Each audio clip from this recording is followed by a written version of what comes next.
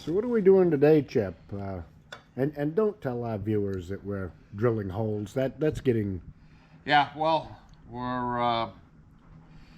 actually been gonna have a shout out here to my buddy Jay Pear at New England Steel Fab, because he got these clips done for us, and also to Paul Gendro.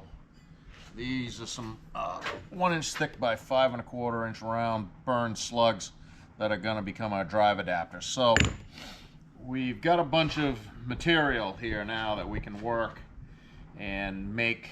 These are the angle clips.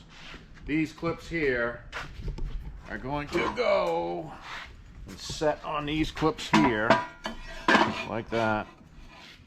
Then the headgear of the gearbox stand is going to rise up off of this, and so we've got all the gearbox stand pieces made, and that's where we were at last, and we were just waiting on the arrival of these clips to be done, and so we have those now, and that's where we're going to start. And so what we got to do is make another set of slots in these like that so that they match up, and then we have flexibility when we take all the pieces down to the dam, and when I say pieces, that's the way it has to be, because we got to carry all these things in by hand and assemble them. So so we have flexibility, so we have some adjustment basically. And that's going to simulate the shaft sticking up through the floor roughly. And let me grab one of those slugs. Yeah. So our drive adapters are going to become this. We got sprockets because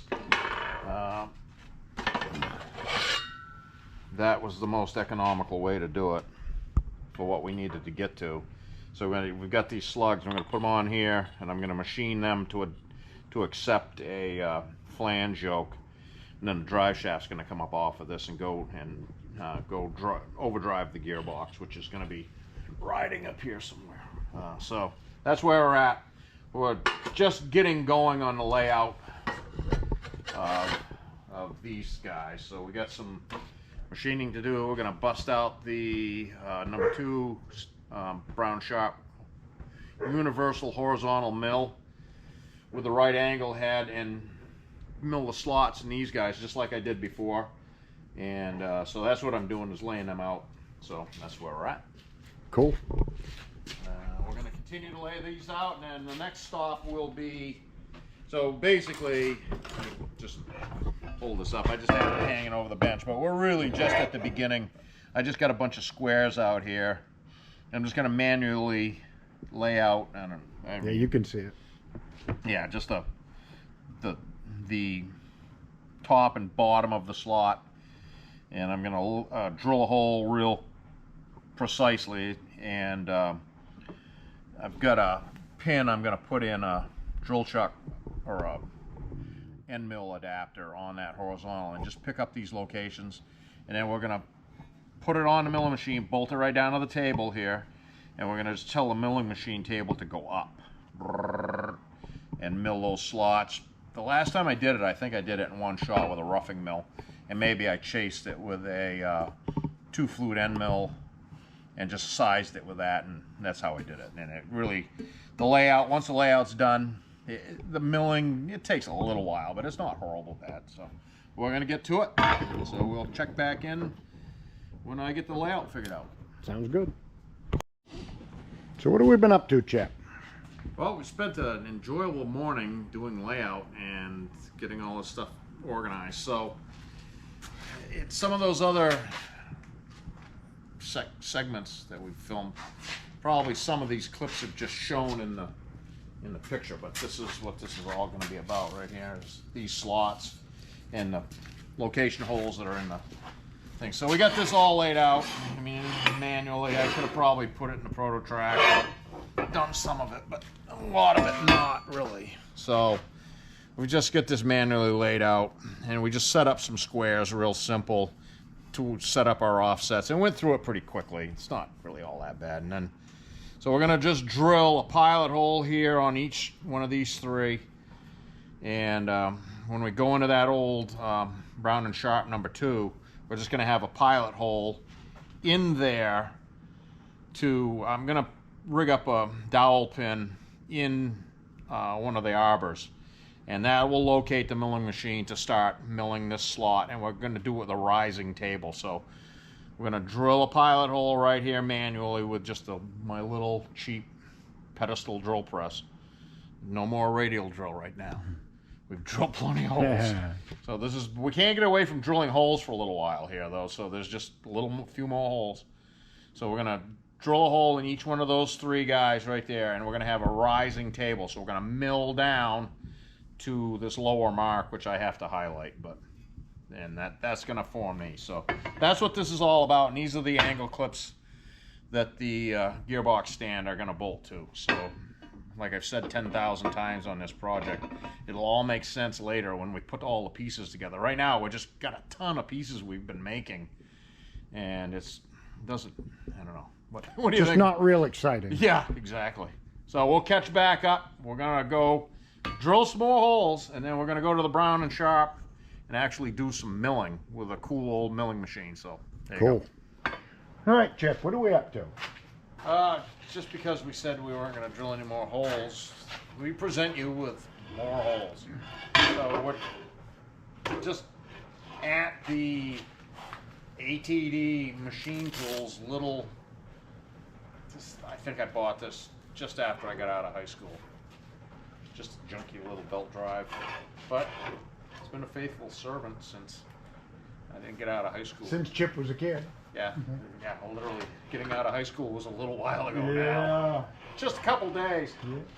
Yeah, so we're just drilling these pilot holes. We're drilling them all 1/2 inch. We went through and drilled them 3/16 just to make it easier on this, and it's really been pretty quick. So, and ride along with us as we drill the last of the batch of holes, and then I promise we're doing some actual real milling stuff.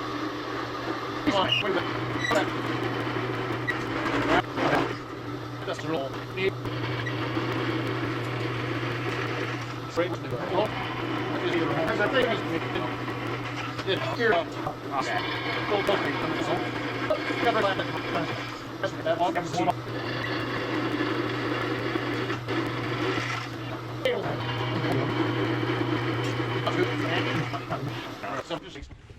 Okay, Chip.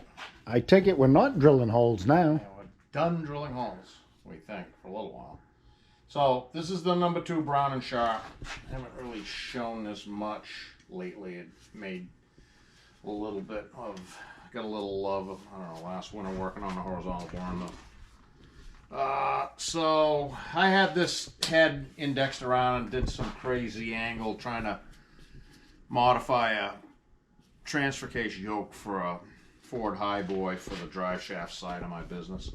And so now we're going to reorientate it. I just took the vise off, and so what we're going to do, we drilled 3 holes that correspond with the T-slot holes. So we're just going to bolt this down, square it up to the table, and going to put an appropriate rough and mill in here, and we're going to have a rising table, so I'm going to fire it up and mill up and to complete our slot that we're trying to make. Alright, so we're on hole number 2.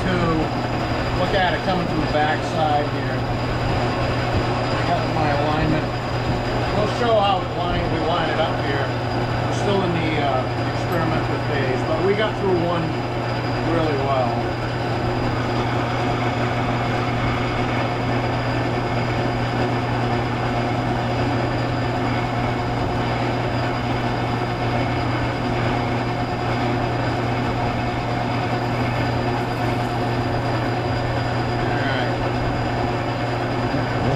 On the back.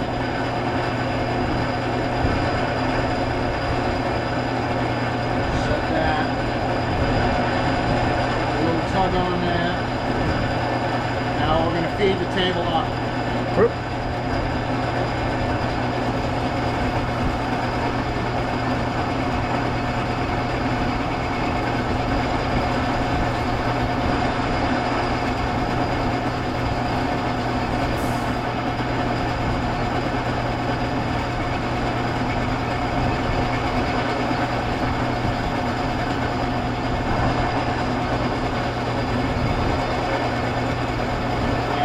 give that a little trim.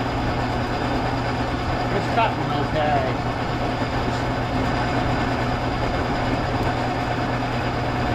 You don't have to flood it. You all right? Just give it a little blast every 20 seconds or so, just so it doesn't get hot.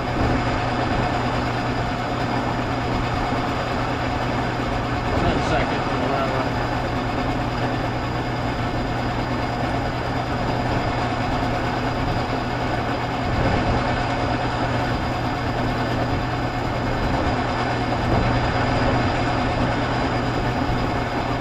Got about 3/8 to go.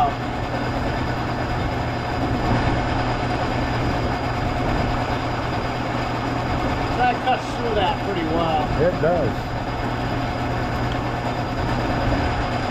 Somewhere up in heaven, Mike Demers is smiling right now. Yeah. This is his machine, and that's one of his regrinds. Oh. Yeah.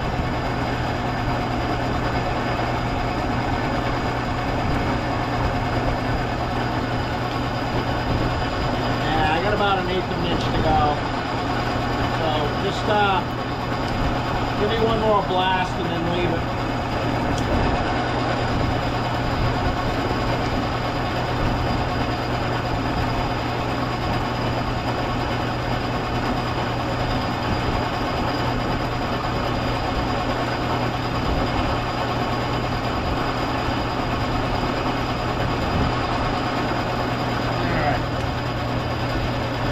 Unlock that, leave the tool spinning, pull that out.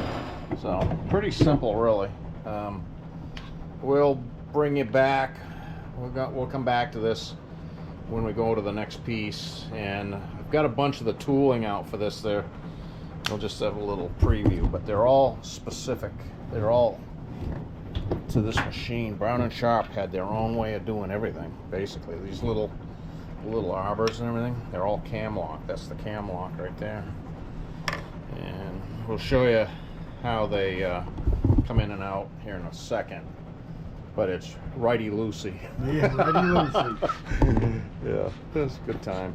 Yeah, and it's fun, you know. Old machine, still doing work. And this thing is it's a little machine, but it's a little monster, really. I've used this thing for so much stuff. It's just amazing, and it never complains. And most of the time I use it with Mike's tooling. Yeah. Still everything that's on board there, except for the his. cardboard box. But that rack up there is freighted. So I'm pretty gentle with it, but it does real work when it's called upon.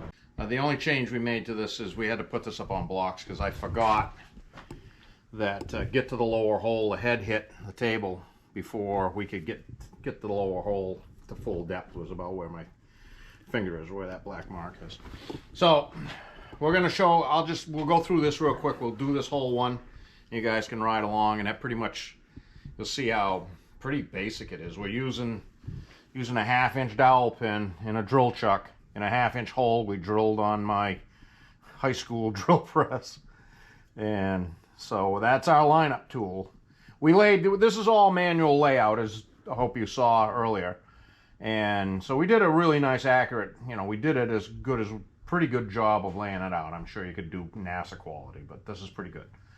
So we're just picking up that hole with a 1/2-inch dowel pin. We drilled a 1/2-inch hole. Yeah, I know it's a little oversized, but we're talking about a hydro dam here, not a spaceship. So we're gonna just bring this in and go X and Y. Basically, I've already got this one lined up, but that's the genesis of all this. So that's our lineup. So I've already done that on this one, but we'll ride along and do the other ones as we get to it. So I'm gonna back this out, and it's righty-loosey. Right here, the cam lock. This is all Brown and Sharp proprietary stuff. That guy just comes out of there with that cam. And I've got the golden tool bit right here. So that's another little cam lock arbor. Just goes in. That's the waste oil heater starting right on cue. Yeah. Just give that a couple of thumps, and then it'll make some noise. So reach over here, put it in gear, turn it on.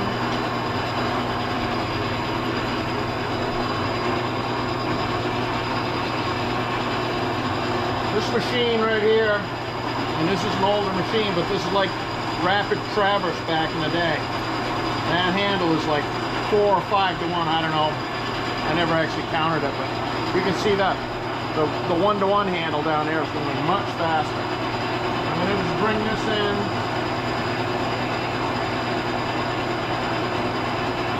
See that right through. And there's a second there where you can see that's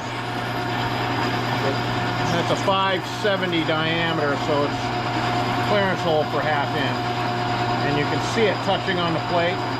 And it's a pretty faithful, it's lined up pretty good before you plow it through there. It's just a 2-flute end mill carbide, but alright, so we're gonna lock the X and engage the Y. So the table is lifting. I'm just gonna watch it, and we're cutting to a scribed line. See the line under here with the light. So we're just gonna turn that on.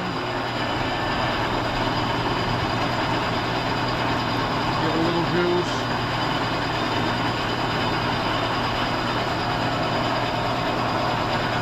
Keep brushing the crap out of the way so I can see what I'm doing.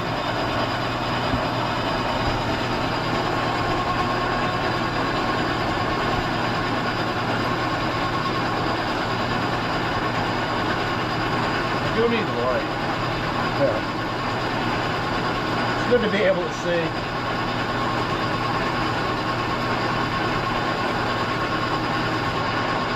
I've got that. That's about 280 RPM, and it is, I think I settle on 1/2 inch a minute feed. Seem pretty happy.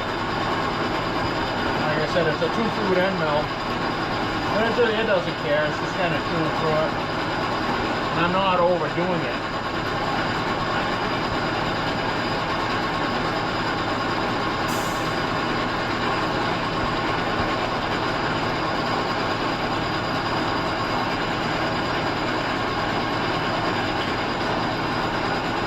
Got about 1/4 of an inch to go.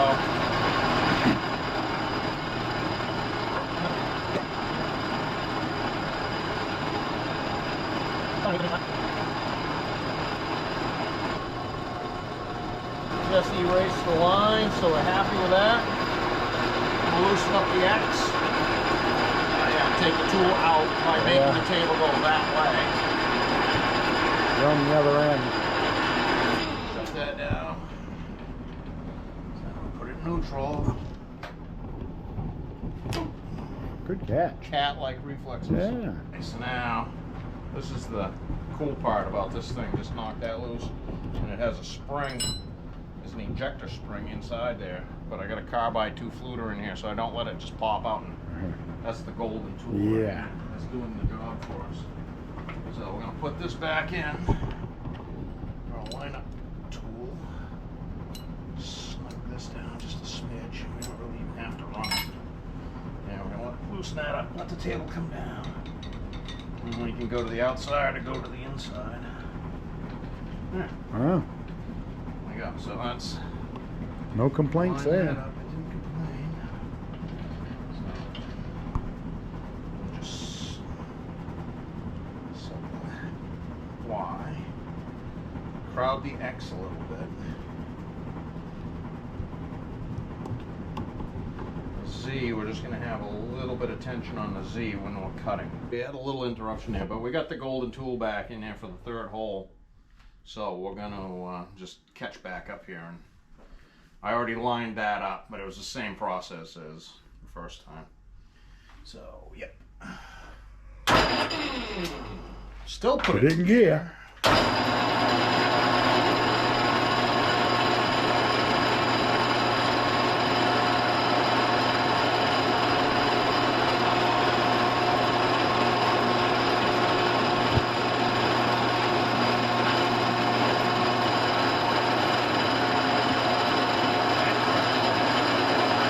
That, engage that. So once again, machining with the table rising.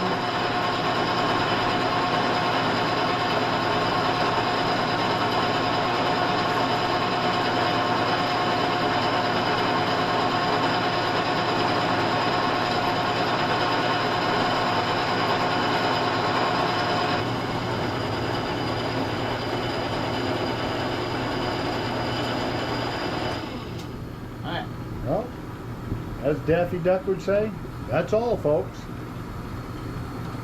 So we'll count for that one. And so that's half of them, right? We got two Yeah. done? Yeah, 2 are done. So we're just gonna knock these other 2 out, and then we'll regain when we can. We'll have them over there at the bench. We'll match them up and show how they're gonna sit on top of the other setup. So we'll bring it back in a minute. So Robbie had to jet. He had something to go do this afternoon, and just figured I better get this last one done, and then we can move on to setting this whole thing up next week. This is really basically going X and Y, like I said probably earlier, till that half-inch dowel pin fits nicely through the half-inch drill hole. Gear. Turn it on.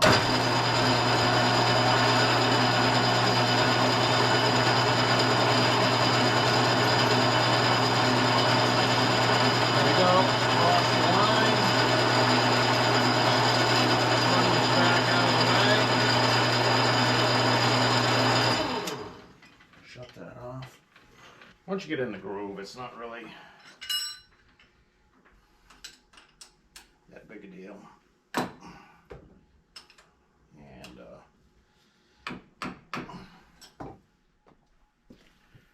so I did get the area cleaned up here after I milled the last of the angle clips, and while I had this out, I had the opportunity to clean this machine up quite a bit, so I cleaned up the floor and everything. So I figured we'd take a look at some of the tooling and just look at this little machine. It doesn't get a lot of love. It does a fair amount of work for me sporadically. I mean, it did real work yesterday with no muss, no fuss, and this has been the history of this machine with me, that it does odd jobs really well, and it's really adaptable. And I'm fortunate enough that it came with a lot of tooling from my friend Mike, who sadly is no longer with us. But his machine lives on, so hope you're happy, Mike. Hope you're looking down and approve. The thing that fascinates me about this is they just had their own they had their own way of doing things. I'm not belittling Brown and Sharp at all. I have deep respect for the history that's gone before us. But so the cam lock arrangement is all these guys, and so we'll take a look. This is the tool we used yesterday. I've used this tool a bunch of different times for different things. That cutter was in there, and I just tape it up, just keep from getting whacked. So it goes in there like that, and you'll see it has a spring adjuster, or a spring extractor, so it spits the tool out. I may have to reset the camera, but you get the idea. Cam locks in like that. Boom. Alright, so all of these tools are going to do that, so I may not put them all in and out, because I really don't want to smash this tool. Okay, so take that out of there. So there's the drill chuck that we used yesterday, and that's just an adapter for, you can put a 3/4 end mill or a 3/4 shank in that. It's just an adapter.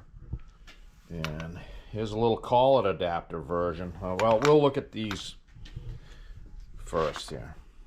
So they have, this guy goes in that, and that goes to a smaller cutter, and there's a even smaller one that goes into that, and they're all cam locks. And in this little Tupperware bowl here, I've got the smaller cutters.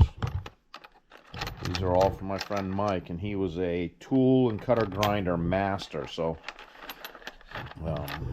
all this stuff is sharp. I take pretty good care of them. I don't smash them around, and I use them gently. And I found my fly cutter that I've been looking for a while. It was in one of these arbors. So yeah, and they had extensions. You know, they just had a whole system of doing everything. Here's more there in one of the drawers. You know, we'll look in the headgear over here. There's a carbide inserted facing mill. I've used that. I put that on there. Some regular shell mills. I've used the majority of these tools at one time or another. I used that for reaching way inside of a piece of textile equipment, and I don't remember what I was doing, taking out a broken bolt or something, or I milled out, I don't remember what it was. But it's done, like I said, a lot of oddball work. When this came to me, I built this rack so all of its tools would stay on it, and that's been very successful. Here's the arbors for conventional horizontal milling. I've done that a lot. I've cut keyways with this thing. I've used the slitting saws numerous times. Surprisingly, I've looked at a few jobs and I was like, oh, I can do that with a slitting saw, and I have slitting saw. So this is up on the overhead. Dividing head I've used. That's just sitting up here. There's the arbor for the horizontal, the typical horizontal arbor. Those are the bearing supports. There's one there. There's another one back here. Here's another drawer completely full of tools. There's another taper adapter. That goes in the horizontal spindle. That goes in here, so you can put those inserted tools in it and use them that way. Here's more tools. I actually cleaned that drawer out a little bit so I could lift it down here. But yeah, tailstock for the dividing head. I've got the gears to drive the dividing head are in a cabinet built into the machine down bottom on the other side to like do helical cutting to gear this to the table. Like you'll see guys cutting spirals and doing stuff like that. It wouldn't be beyond me to try it. I just have not needed to do it. Just don't have a lot of time to experiment with. Pretty busy doing real work. And this thing does do real work. It's not hobbying around by any stretch. I mean, the hydrodam project is real. This was donated to me, I don't know, sometime in the last few years, and it's got an interesting mix of stuff in it, but a lot of it's brown and sharp taper, so I got to go through this. In fact, just kind of revisiting it for the first time since the gentleman dropped it off to me. It's just kind of been here, you know, kind of things collect. So I kind of keep them in the same category I keep them with the machine. So yeah, that's the brown and sharp, little, kind of like a little giant, you know. I mean, it isn't very physically big, but it'll do some work. And you know, it is in a production machine, and I'm not saying that's the only way to do any of this work. There's always, that's the beauty about being a machinist or doing machine shop work, is there's always another way to do it. You work with the tools you got, right, like we all do.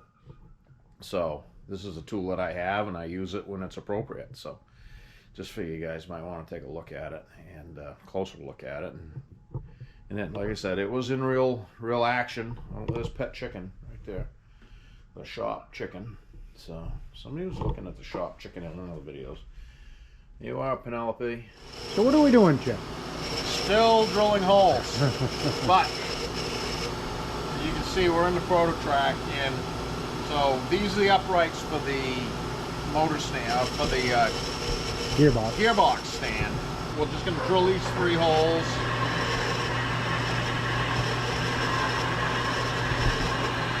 And we lug these things over the prototrack because I just told the prototrack what to do, and it's going to go do the hole for us. We're on start event 1.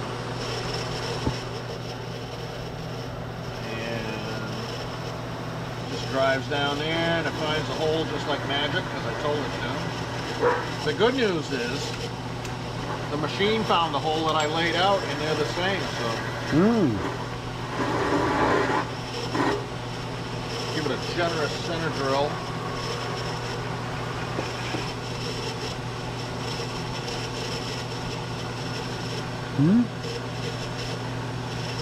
That's right. 5 inches.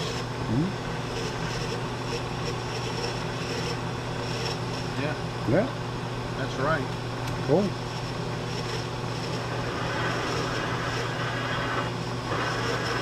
Oh, what that is. I don't know. Okay. So then, quick like a bunny, we're going to throw a, what do we land on? 9/16? 9/16.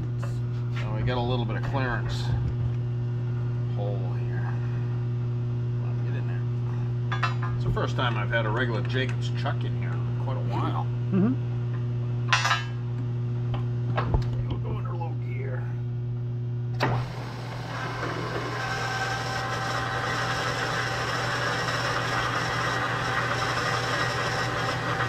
after this is going to be a little sawing action and a little bit of next part. It goes back up. So I'm just chasing that bolt pattern around.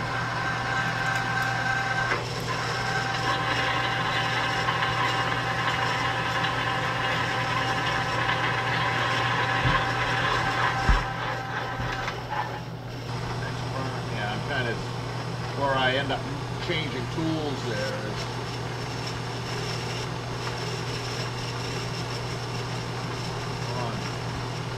That's one.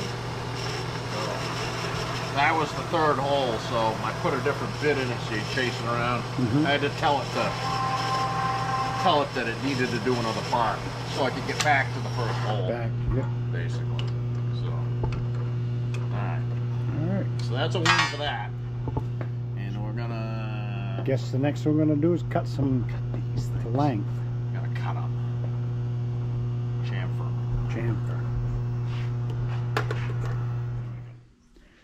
Jeez. What are we doing here, Chip? This doesn't look like a drilling operation. Yeah, thank God. Saw action. Saw. So what, we got two more? No, we got to cut two more of these. Yeah. So we got a 3-inch margin we left long when we just roughed these in, setting the rest of it up until we got the angle clips. We couldn't really, there were some dimensions we really had, we needed the angle clips to settle all of, so we cut these long and now we're just trimming them. We got the bolt holes drilled in them and we elected to just trim the end off at the end, and that's it. It needs to be an accurate cut, but it's not critical to any of the layout. So then after this we're going to trim the cross members, which we also had to wait till we got the clips to determine the exact width of, and then we're going to weld 2 of the caps on and we're going to stand one of these things up today. We are going to one way or another. I don't care if it's hanging from the crane, I'll take it. But we're gonna, one of them's going to be bolted into a square-ish box shaped thing, we hope. Switch on. I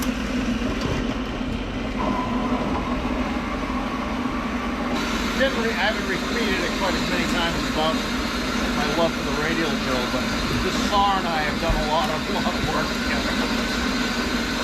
Like a lot of rough work, and it takes it. Not the most glamorous saw in the world by far. That's good.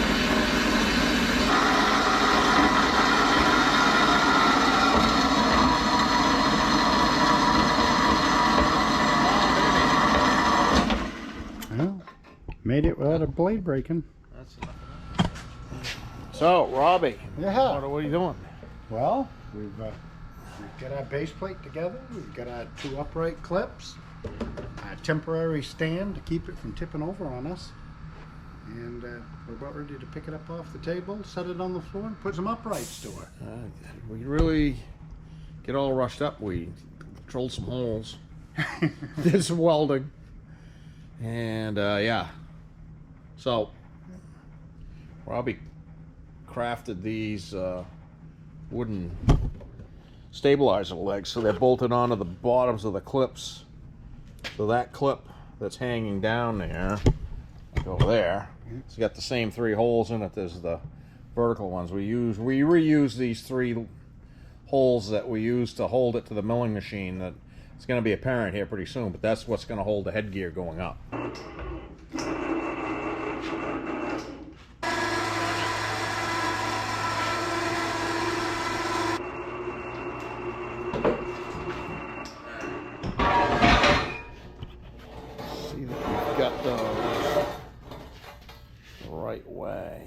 To say which way. That side's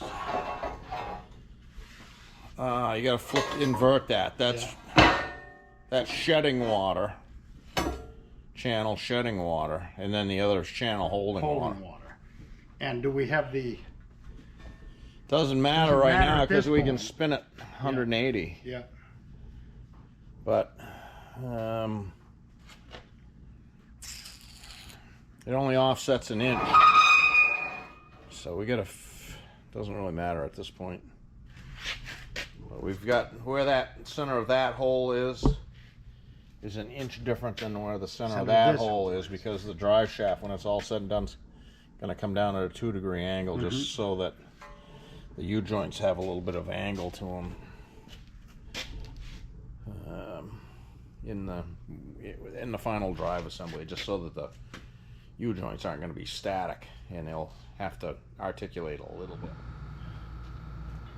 What did you say? I said we're finally getting to fill all these holes we drilled. Yeah. Finally. For those of you playing at home, this is what the headgear. So we're going to stand this up, and it's going to bolt to that. And then that gearbox is going to live in between here on a shaft. Houston, we've landed. What up? Okay, so all right. Now, which way is our offset? Forward.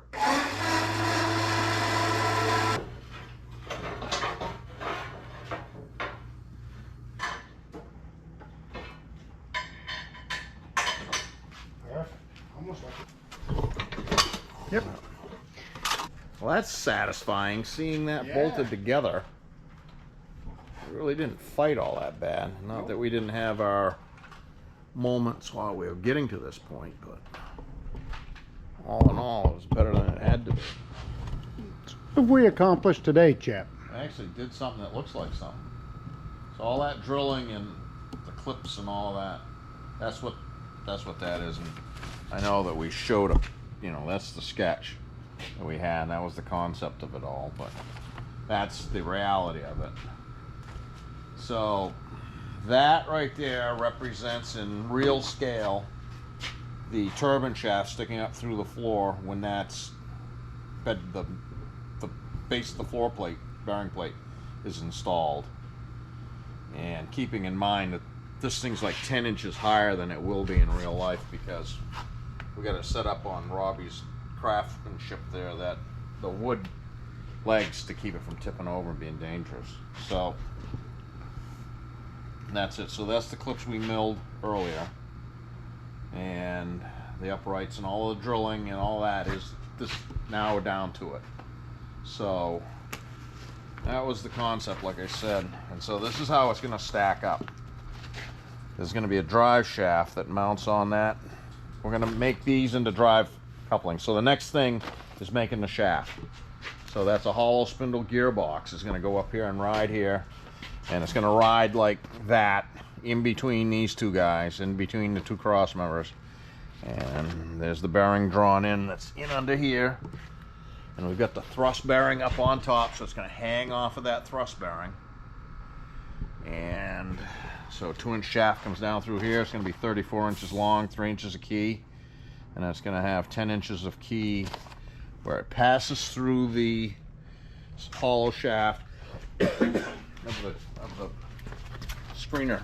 This is a gearbox off a screener plant, and it's 9-to-1 reduction, but we're going to use it as overdrive. So this is going to be driven from the turbine shaft indirectly, because it's going to ride up here. Yeah, so Right up here. yeah. Well, basically, if you're looking this way, like, you'd be at the generator, Yeah. looking at the stand when it's installed. So that, you can visualize that hollow shaft gearbox is that guy. And there's going to be a belt coming out here to, like, being fictitious, but out to here about where my finger is going to be the generator. So in between the 2-inch shaft that's going to ride on, this bearing and that bearing, there's going to be a drive coupling and then a drive shaft. And what we have here, we were describing earlier, but it'll make more sense even when it comes to fruition. But this shaft is offset 1 inch from that shaft, so the drive shaft's going to come down at a little bit of an angle, 2-degree. Yeah. 2-degree angle, roughly. So that's where we're at, but we got something that looks like something now. Yeah. Yeah.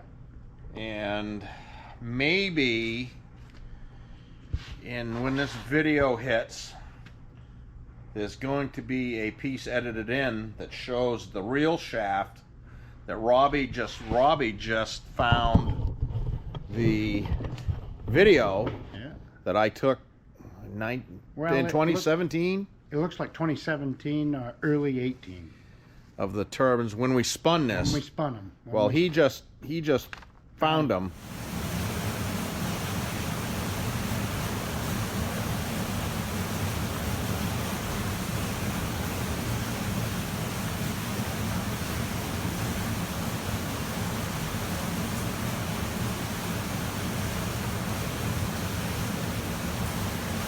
Lost it somehow and during computer swaps or phone changes or whatever, but it still, you had it. So I found it it just resurfaced today. So maybe that's going to get edited in at the end of this, and you'll see the turbine shaft spinning in real life. Right up through that bed. Yeah, it is. It's through. Actually, it was Bay 1. Bay 1. It was Bay 1 that we spun, Bay 1. but tomato.